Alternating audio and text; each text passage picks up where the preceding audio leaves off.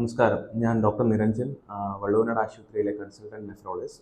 എന്താണ് ഈ diabetic kidney disease? പൊതുവെ ഡയബറ്റിക് രോഗികൾ വരാറുണ്ട്. അതായത് എൻ്റെ ക്രിയാറ്റിൻ കൂടിയിട്ടുണ്ട്, ഇനി എന്ത് ചെയ്യാൻ പറ്റുന്നത്?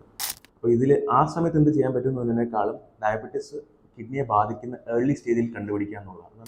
പല രോഗികൾക്കും ഡയബറ്റിസ് ഉണ്ടാവും, പക്ഷേ ക്രിയാറ്റിൻ നോർമൽ ആയിരിക്കും. ഈ സ്റ്റേജിൽ നിങ്ങളുടെ കിഡ്നിയെ ഡയബറ്റിസ് ബാധിക്കുന്നുണ്ടായിരിക്കും. അതെങ്ങനെയാണ്? അതായത് ഒരു ചെറിയൊരു യൂറിൻ ടെസ്റ്റ് ചെയ്യുക, യൂറിനറി ആൽബുമിൻ ക്രിയാറ്റിൻ റേഷ്യോ എന്ന് പറയും.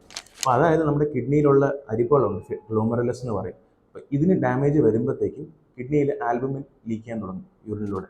അപ്പോൾ ഈ ലീക്ക് ചെയ്ത ആൽബുമിൻ കിഡ്നിക്ക് ഡാമേജുകൾ ഉണ്ടാക്കി പതുക്കെ പതുക്കെ കുറച്ച് നാളുകൾക്കുള്ളിൽ അത് ക്രിയാറ്റിൻ കൂടാൻ തുടങ്ങും. അപ്പോൾ ഈ യൂറിനിൽ ആൽബുമിൻ വരുന്ന ആ സമയത്ത് ഇത് കണ്ടുപിടിക്കാൻ കഴിഞ്ഞു കഴിഞ്ഞാൽ നമുക്ക് ഈ ഒരു ഡാമേജ് ഫ്യൂച്ചറിൽ ഉണ്ടാവാതിരിക്കാൻ നമുക്ക് പ്രിവെൻറ്റ് ചെയ്യാം. അതിനുള്ള കുറേ മരുന്നുകൾ തന്നെ ഉണ്ട്.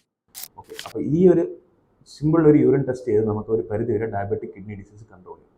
സോ നിങ്ങളിപ്പോൾ ഡയബറ്റിക് രോഗികളാണെന്നുണ്ടെങ്കിൽ ദയവേത് യൂറിൻ ആൽബുമിൻ ക്രിയാറ്റിൻ റേഷ്യോ എന്ന ടെസ്റ്റ് ചെയ്യുകയും അതിൽ റേസ്ഡ് ആണെന്നുണ്ടെങ്കിൽ അതിനുള്ള ട്രീറ്റ്മെൻറ്റ് എടുക്കുകയും ചെയ്യുക. അതുവഴി നിങ്ങളുടെ ഡയബറ്റിക് കിഡ്നി ഡിസീസിൻ്റെ പ്രോഗ്രഷൻ കൺട്രോൾ ചെയ്യുകയും ചെയ്യും. Thank you.